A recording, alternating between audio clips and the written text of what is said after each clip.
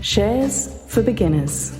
It's okay to listen to the story because then you just have to do step 2, which is do your work. Are these reasonable multiples? Are these reasonable expectations about the future? Is there any track record that I can bank on? Is it in favor? Is it out of favor? What's the sentiment around this? And then when you come to your own conclusion, then you can feel more comfortable putting capital to work when you've done your diligence. G'day and welcome back to Shares for Beginners. I'm Phil Muscatello. Many ordinary people view Wall Street as a massive blockade of words and jargon with ramparts of complicated financial instruments designed to obfuscate and confuse small retail investors. My guest today is deeply embedded in this industry, but is generous in offering insights via television, his YouTube channel and podcast channel. Hi, Tom. Hey, Phil. Glad to be with you. Thank you very much for coming. So, Thomas J. Hayes is the founder, chairman and managing member of Great Hill Capital, a long-short equity manager based in New York City. He's been featured on an extensive list of financial media channels, which is too long to go into here, but I'll detail in the episode blog post. Tom, you used to work for Cornwall Capital, and listeners may recall the two young characters who Brad Pitt told to stop dancing in The Big Short. They were the founders of Cornwall Capital. Were you working there after the GFC and that very successful short? Yeah, that's correct. I actually came to meet them in summer of 2012. I was at another fund and I was ready to move out on my own.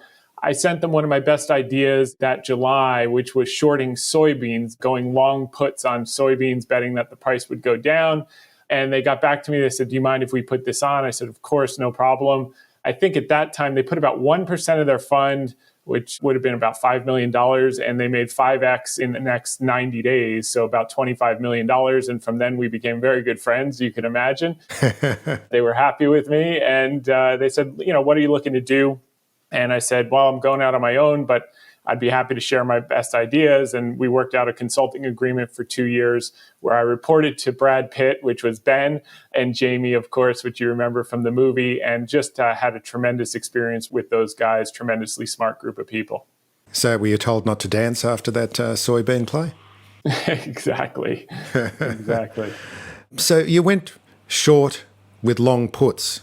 So I just wanted to just explore quickly, because we hear about the term shorting, and it's something that beginners might not be aware of and might sound like some sort of strange Wall Street voodoo. How does that work, and how does a long put go short without going too complicated into this?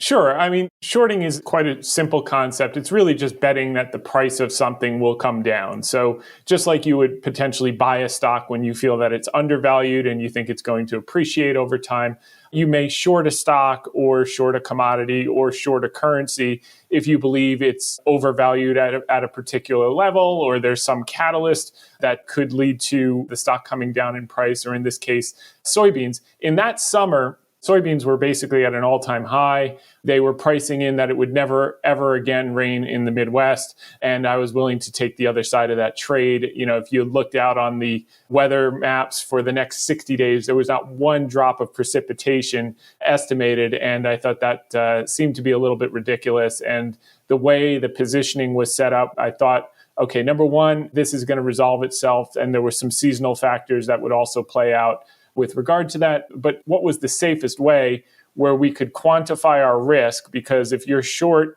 futures contracts and stocks, in theory, they can move an unlimited amount. So your upside or your profit potential is capped because it can only go to zero. But your downside, which means it moving against you, could be unlimited if you were just short the contracts, the futures contracts, or in the case of the stock, short a stock.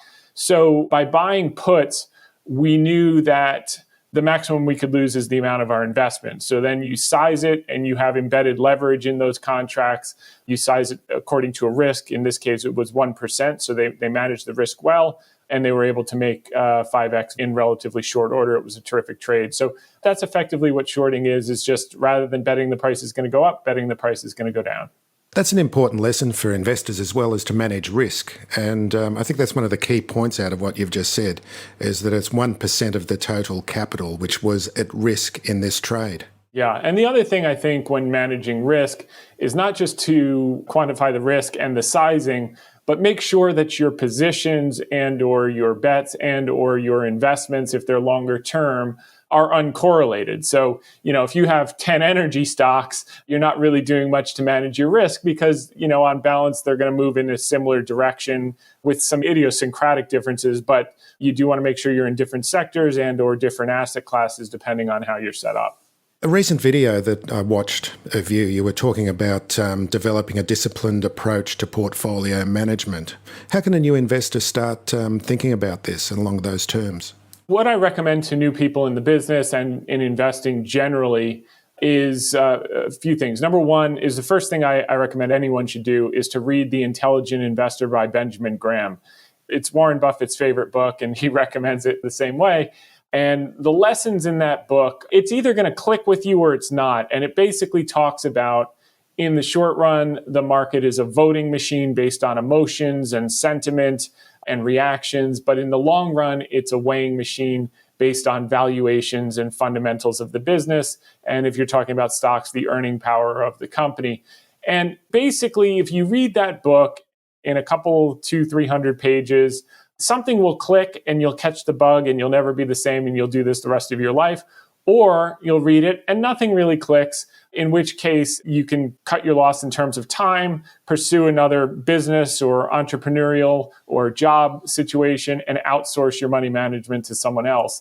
I think that's a good litmus test of whether it's really your knitting, and it shouldn't be everyone's knitting. Everyone has special skills, special abilities, and I find that many people want to do investing or go into the investment business because they think that that is the ticket to become the wealthiest in the shortest amount of time.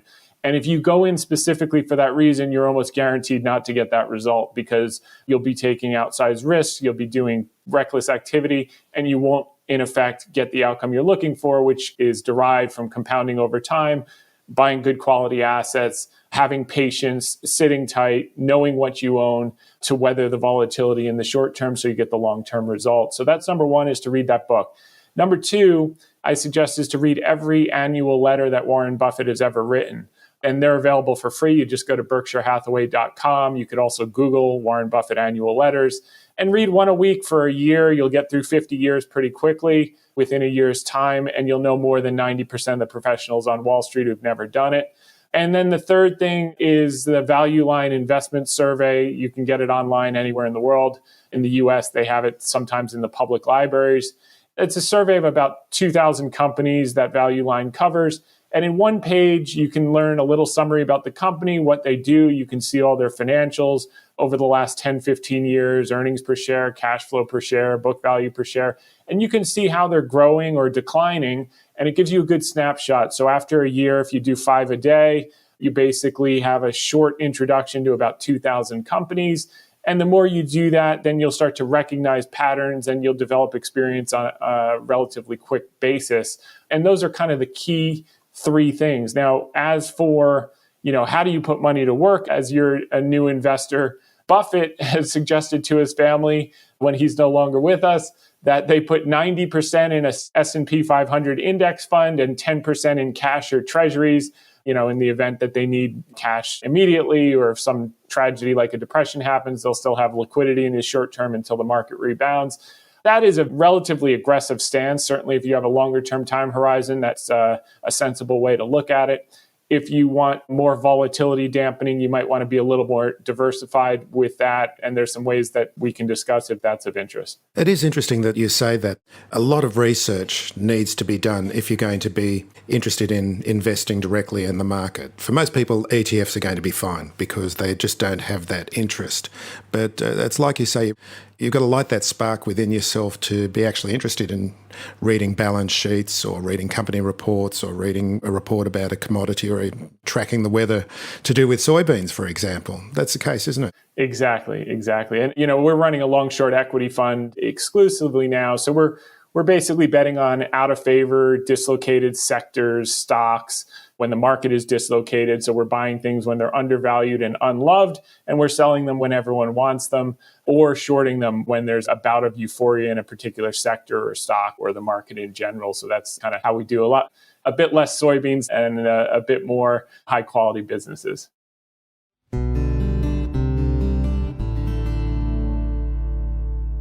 Let's have a look at some of those themes that you're looking at the moment. Again, in this recent video that I was looking at, you were talking about chips and semiconductors and Intel, Texas Instruments, and in stocks like that.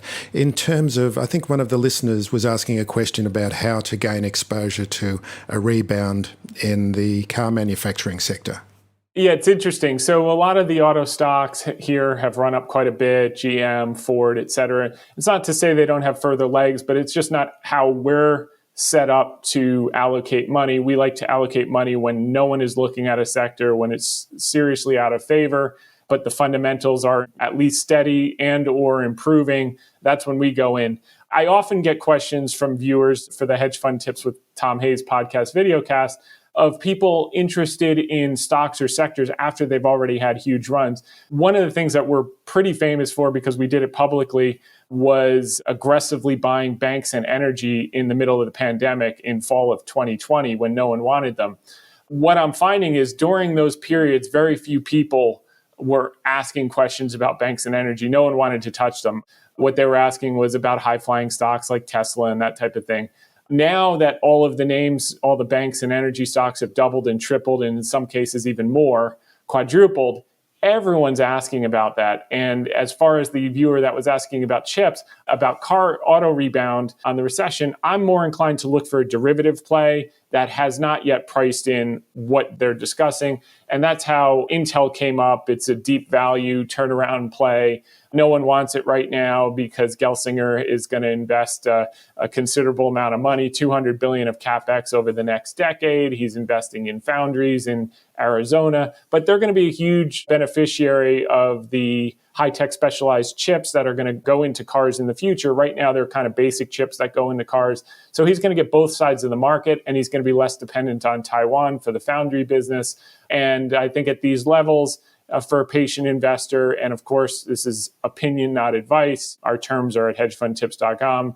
We think that's a stock that can be up 60, 70%, maybe even more in a period of 3-4 years, which is going to outperform the general indices. So that's the kind of stocks we would look at for an auto recovery play or even a chip play. You know, there was a viewer asking about Taiwan Semiconductor that's had a monster run. It's a high quality business, but we're looking for things before they take off, not after they've already run. Kind of old-fashioned point of view. That's right. And there's a subtlety to the way that you have to think about the markets as well and what you're looking at. You're not just looking at the story, but there might be a story behind a story that will play out in your own thesis, isn't there? Yeah, no question about it. I mean, it's like some investors come in and go, oh, you know, there's going to be batteries. Battery's going to need lithium. I'm going to buy a lithium miner. But that's not necessarily the way it's going to work out, is it? Yeah, no. You know, we tend to focus on established businesses with a lot of historic data that we can see how they've performed through different cycles. We're not looking for the high flyers that went public 12 or 24 months. That's a game for someone else. And some people do quite well playing that game and trying to guess what's around the corner and what's coming next. Usually what you find, I mean, there were several thousand auto companies that went public in the 20s. 2 or 3 made it. Only 2 haven't gone bankrupt in history, which is Tesla and Ford. Every single other of those thousands that went public in the 1920s have gone bankrupt. So I think you're going to see a similar situation with electric vehicles and lithium providers and LiDAR and all of that. And guessing which is going to be the next big thing is, in my view, it's a fool's errand. Some will get lucky, but the vast majority won't. They write the books about the ones that get lucky. They don't write the books about the ones that blow up their accounts. So for me, bigger players are going to participate in that. The companies that have been around, Intel's going to get a piece of the EV business. They've got Mobileye. So I want to deal with companies that have the resources, can invest, and will be beneficiaries of the new trends versus betting on the startup that I don't have any comfort with management's experience necessarily. And it's just higher risk, potentially higher reward. But if you look at the odds over time for new sectors, you really have to be lucky. What are some of the other themes and sectors that you're looking at the moment? Yeah, so I was sharing with you, Phil, I love things dramatically out of favor. I think right now, biotech as a sector is tremendously interesting. A lot of the healthcare has been delayed because of COVID, the in-person visits, the scripts written, the imaging. And what we're going to find with Omicron rolling over is as more people go back to the doctor, the good news is they won't have to worry about COVID. The bad news is they're going to have to worry about everything else, heart disease, cancer, stroke, all the other top killers. And biotech's going to benefit. If you look since November of last year, the earnings power of the top 30 weights of the S&P 500, when you look at 2022 earnings estimates, cumulatively, that earnings power has fallen 0.4%. The sector has fallen over 37%. So when we see that type of divergence where the fundamentals are basically flat or in some cases improving or slightly deteriorating, but the market has dramatically overshot to the downside, there's been a period of dislocation. Why did that dislocation show up? Partially backward looking. People think what's happened in the recent past is going to persist, i.e., less people going to the doctors, less people getting scripts, less people doing imaging and testing. We're betting that things are going to normalize like you've seen with travel and that type of thing. That's number one. It's become so extreme. There are over 100 companies right now trading at a discount to the cash on their balance sheets, meaning if they were liquidated tomorrow, you'd get more than you're paying in the market, meaning no credit for intellectual property, no credit for sales in some cases, no credit for patents. So that's known as book value, isn't it? Well, book value, you can have other assets that are included in book value, but I'm talking about the cash. Literally, the cash balance is on their balance sheet.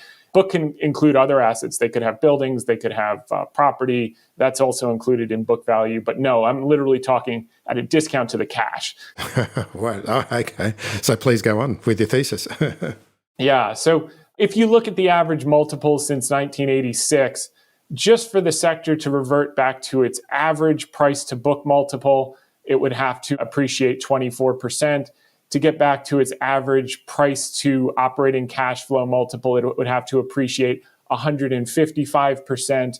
And to get back to its average forward PE ratio, the sector would have to appreciate 111%. And what's interesting about that, Phil, is that just as sectors and stocks overshoot to the downside because of that short-term voting machine and the emotions, they always overshoot to the downside. They never recover back to their average. They always overshoot to the upside, just like you're going to see with energy and banks. When no one wanted them, you couldn't give oil away. Now that they're up double and triple and quadruple, everyone wants them. You'll see the same thing with biotech, we believe, over the next 12 to 24 months. And could they go lower first? Sure, we'll add some more. But if you just understand the historic data, you understand the future, you understand the inflection of where we are, we think the risk reward is extremely attractive. So I believe there's another sector and theme that you'd like to have a look at today as well.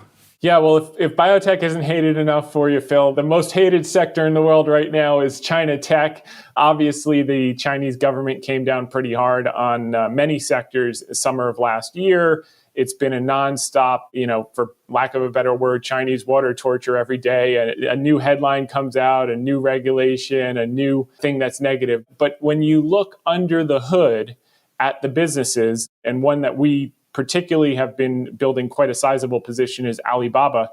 The business, if you look in the last 7 years, earnings and cash flow have grown over 500% since they went public in 2014. Revenues have grown 10x, over 1,000% since 2014. Oh, and by the way, you can buy the business at 2014 prices today. So those are the type of situations. Obviously, people are worried about the crackdown. Is it going to slow down business? Well, they grew revenues about 30% last quarter. Even if you were to cut that in half and revenues were to grow at 10 or 15% moving forward and earnings were to grow at 5 or 10%, which we believe that this will blow over. This is a crackdown that we see every 3 to 5 years in China on tech. Last time in 2018, it was video gamers. This time it was education and Alibaba and Tencent, et cetera. So when this blows over, which this year happens to be the China National Congress, where they have the transition meeting, it's in Xi's interest to have the economy doing well. And you've already seen in recent months, they're adding a lot of liquidity. They're adding back a lot of stimulus after tightening last year. We think that Alibaba is going to be a major beneficiary of that. And again, this is opinion, not advice, but based on our internal work and what we've shared publicly, we think the intrinsic value is closer to $300, not closer to $100 on the US ADR. And even if it takes 3 or 5 years to get there, we think it could happen much sooner once this overhang is lifted. And we think it's a unique opportunity, and we're not alone. As a matter of fact, Charlie Munger started buying it First quarter of last year, over $200, which in our view was still a bargain. Then by third quarter, it had fallen quite a bit. He doubled down on the position in about the 160s. And then last quarter, when it hit the lows at around 110, he doubled down on his double down and actually used margin debt, which he's rarely ever done in his career. And that's his level of conviction in this name. So we agree, as Munger has, we built a much lower basis over time, and we think it's going to be a double or triple in coming years. And that's non-consensus. But again, it's knowing what you own, doing the work. And that's why we say, after you read that book, if it doesn't click, go off and do something else and do it well, and you'll be exceptionally successful, and either outsource or put your money into ETFs, a more sensible, easy thing on autopilot. Because if I wasn't working and I don't have to, I would be doing exactly what I do right now. And you probably get that feeling in talking to me. I'm on a treasure hunt every day and I love it. You love it. And just for listeners who don't know, Alibaba's like the eBay of China, isn't it? Yeah, a closer comparison would be the Amazon, because they have the front-facing consumer retail, but also their Ali cloud business. The cloud business is the equivalent of Amazon Web Service, only it's growing much faster for Alibaba than it is for Amazon. And we think that's going to be a cash machine in the coming years and a strong part of our thesis moving forward. So let's go into this section of the interview where I just wanted to go over a couple of stock market terms for beginners so that they get some idea from, especially from an insider like yourself. You hear this term secular a lot. There's a secular movement or there's a secular theme. What does that mean? What does that trigger in your head? Yeah, so the difference between secular or cyclical. So cyclical stocks, they tend to move with macroeconomic conditions, such as consumer spending or economic growth. So growth has normal cycles from expansion to recession. And stocks that are impacted by that, like energy, like banks, like materials, et cetera, they tend to do well when GDP is growing fast, versus secular plays tend to do well irrespective of the economic up and down. So think Colgate toothpaste, think Kimberly-Clark toilet paper, think Johnson & Johnson. Think about how many Band-Aids am I going to buy because we're in a recession. If you've got a cut, you're going to get the Band-Aid. So things like that, more secular growers versus cyclical. Semiconductors have historically been a cyclical business. Now everyone's saying this time is different. I'm not fully convinced, which is why I'd be less inclined to be buying the high flyers and more inclined to gain exposure through some of the deeper value plays that can weather any slowdown in the interim as they build their recovery play. And in this video that I was watching, and I'll put a link into the episode notes and the blog post, you tripped lightly over a whole bunch of figures, but one of them was free cash flow that you seem to feel was a pretty important figure. What is free cash flow? Yeah, free cash flow is the most important metric in our view. It's the cash that a company generates after taking into consideration cash outflows that support its operations, maintain its capital assets, et cetera. So the reason free cash flow is so important to investors is because that's the money they use to return capital to shareholders through buybacks and through dividends, and also available capital if they potentially want to do accretive acquisitions that make sense. But predominantly, what's left to return to shareholders, whether they return it to shareholders or buybacks, is a function of free cash flow. And it's much harder to fudge cash flow than it is to fudge and adjust earnings. So that's a number we pay close attention to. And where do you find that number? I think you were just going through Yahoo Finance to find that number. Is that correct? Yeah, you can probably find it on different platforms like Yahoo. You know, it's effectively sales revenue minus operating costs plus cash flow minus required investments in operating capital. So any good screener should have a row that delineates the cash flow. And how can you recognize what's a good free cash flow? What's the kind of number that you're looking for? Well, it's yield, and it really depends on the business. So based on different sectors, cash flow is going to be more or less important. So, free cash flow yield of 10%, that's very, very attractive. Question is, why does it have such a high free cash flow yield? And then you have to look at the business. Is there some impairment in the business? Is the business declining? A lot of things can be cured with free cash flow because you can just buy in the float. You can buy in shares to increase earnings when you have the cash generative ability. So it's the health of the business. And the other thing that's so important about free cash flow, and this is one of the reasons behind our comfort with Alibaba when no one's wanted it, and no one wants it until they do. And the key thing with this business, as I said earlier on, in the short term, the market's a voting machine. In the long term, it's a weighing machine. Opinion always follows trend. So no one wants it now. When it's up double, everyone will want it. And that's when we'll start to lay off some of our stock. When it's up triple, everyone will want it. We already have in our mind our predetermined expectation of what fair value will be in the future. If the facts change, we'll change our mind. But on balance, at those levels is when we'll be peeling out of the stock. But as it relates to Alibaba, that was the name of the game, is while you're going through all these regulatory hurdles, the cash flow continues to grow. So just because the stock is off from 319 down to 115, the fundamental health of the business is still growing. And it's those type of situations where if you're patient and you put that money to work, it doesn't happen in a linear way, one-to-one. It happens all at once. And when it goes in a way that often doesn't let people in because everyone looks back. Their recent performance that they extrapolate will continue, which is the recent performance has been bad. And then they wait for a pullback that never comes. And then by the time it's 200, they have to chase it up and they wait for a pullback. And next thing you know, it's 250 and we're laying out of stock. And that's what happened to us with Wells Fargo in 2020. It's what happened to us with ExxonMobil in 2020. Now everyone wants those stocks and we're lightening up. So how important is the business story? I mean, it's like when Uncle Fred's telling you about a particular company at a barbecue and their eyes light up and it's a very exciting story and it can get people quite interested in it. And businesses are often stories, but that can be a pitfall as well. What's your kind of built-in detector for making sure that the story is not just that, a story? Well, this is a great question because I think you could ask anyone who bought Peloton last year, what do they think about the story of story stocks, Teladoc, DocuSign? The story was, everyone's at home, trees grow to the sky. There's a very popular fund in the US that buys a lot of these innovative story stocks that you're betting on the future of growth. And I was looking at this ETF objectively. I was just looking technically. And I said, wow, this looks like it's really oversold and it looks like it's due for a bounce.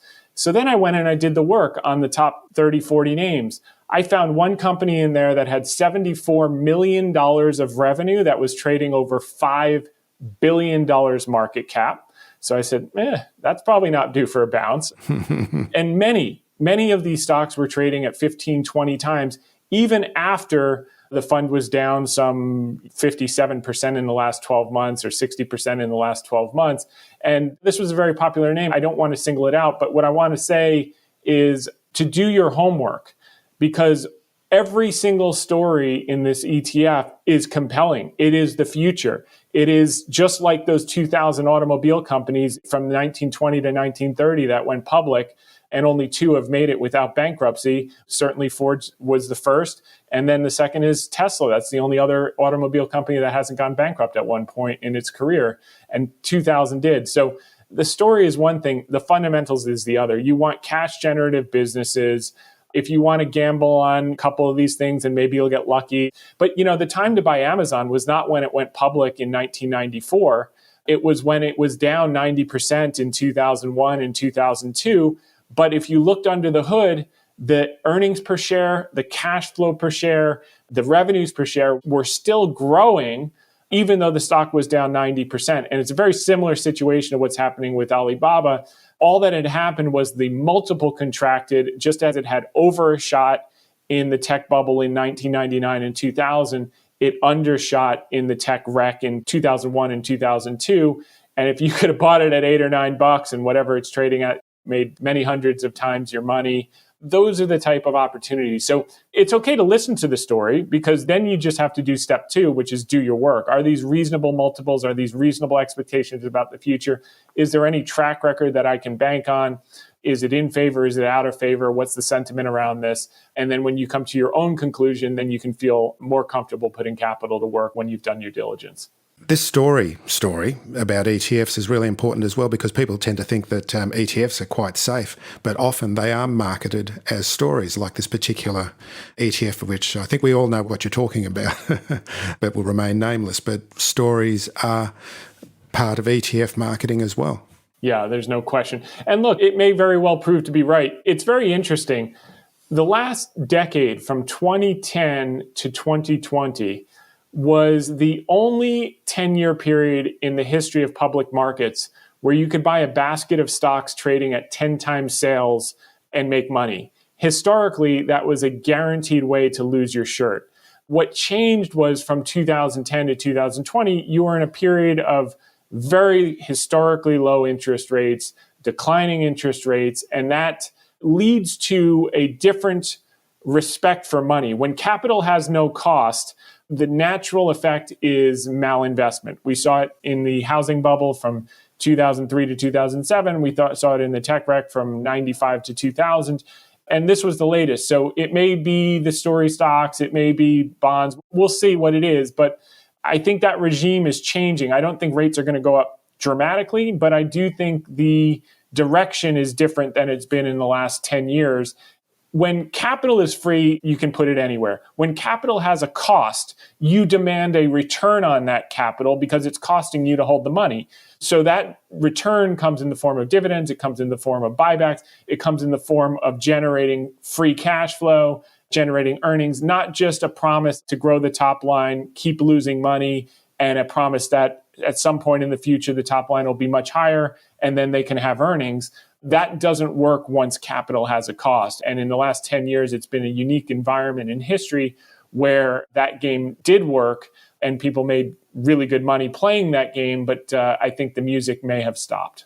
So, Tom, tell us about your YouTube and podcast channels. And do you have a TikTok dance on your channel?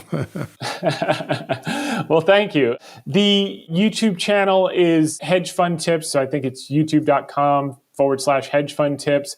Our website is hedgefundtips.com. You can find all of our podcasts and videocasts there. Or you can just Google Hedge Fund Tips with Tom Hayes, or say to Alexa, or say, hey, Google, play Hedge Fund Tips with Tom Hayes, latest podcast, and it will come up that way. That started, it must be about 2.5 years ago, 120 episodes. And it was just something I was doing. It's become the number 2 podcast, according to FeedSpot, in the hedge fund category. It's very popular with institutional investors, with high net worth investors. A lot of journalists listen in that have come to know me over the years. And brand new investors also listen in. So there's something for everyone. We have an Ask Me Anything segment where people send in their questions. They find that very helpful. We have a lot of fun. It's opinion, not advice. And then the blog, we do a weekly article that goes into details about what's happening in the market, what we think about it, et cetera. And people find it very valuable. I love doing it. I enjoy it. It helps clarify my thought process for the money that we allocate with clients and personally. And I think people will enjoy it. As for TikTok, TikTok is at official Hedge Fund Tips. Twitter is at Hedge Fund Tips. And I'm on LinkedIn as well. So hope to connect with several of you as you show further interest. That's great. And we'll put all those links, of course, into the blog post and the episode notes. But I think it's just great work what you're doing, Tom. It's just great that you will share your knowledge and your expertise so willingly and so broadly for so many people. Because, like I said at the start, it seems like this wall of jargon that new investors are presented with when they're looking at the markets.